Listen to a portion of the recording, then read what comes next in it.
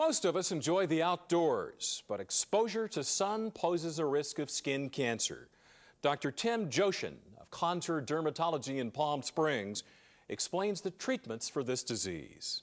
When a person presents to my office for a skin cancer evaluation, we look at a few things. First thing we look at is the patient's skin type. Second thing that we talk about is sunburns early on in childhood. People that have had sunburns in early childhood are more likely to develop skin cancers.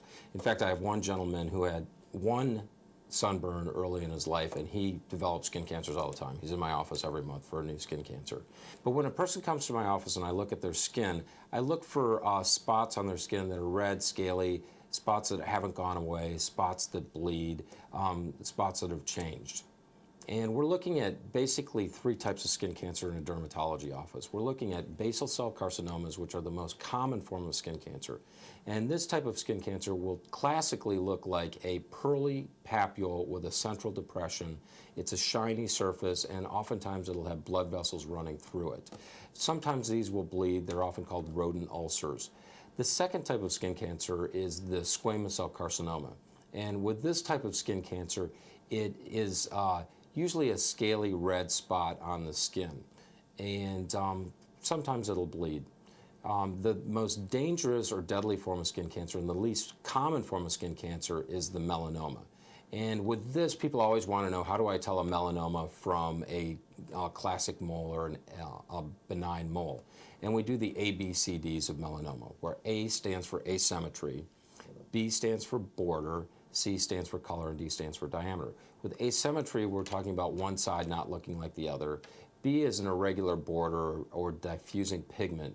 C is color variability or a black lesion. Something that's very black is bad. And D is diameter greater than 6 millimeters. And that would be approximately the size of a pencil eraser.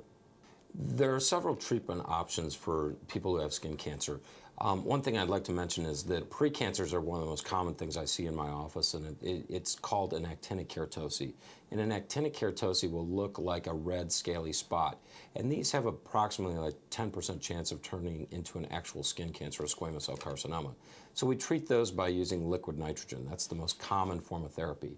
You also have topical medications that you can use. You can use a chemotherapeutic agent called Efudex. Now, for the non-melanoma skin cancers, the basal cell carcinomas and the squamous cell carcinomas, the most common way of treating these is to do what we call a surgical excision. And with this, what we'll do is we'll take out the tissue that we think the cancer involves, plus a little margin of normal tissue. And with this, we'll try to eliminate all the cancer cells. We'll then send it to the pathologist. They will look at it under a microscope and make sure that we got all the cells. We then close it up and leave a small surgical scar. And I always like to go back in 6 weeks to 8 weeks and dermabrade the area to try to minimize the scarring. Another technique that is commonly employed is the Mohs micrographic surgery.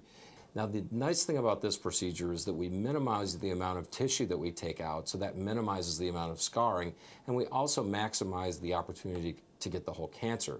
And so with this procedure, we have greater than 99% chance of getting the whole thing. Finally, there are some new biologics that we're using, and a biologic therapy is a therapy where we use the body's own immune system to fight off a cancer. An example of this is Aldera. And Aldera was actually developed for genital warts. And what it does is you apply the cream and it upregulates your body's immune system to go and fight a virus. And they've also found out that it'll go and fight off a cancer. This is a beautiful way to do it because you end up with no scar whatsoever. There are people that believe in the next 10 years that surgery will no longer be performed on skin cancers because we will progress with a biological therapy.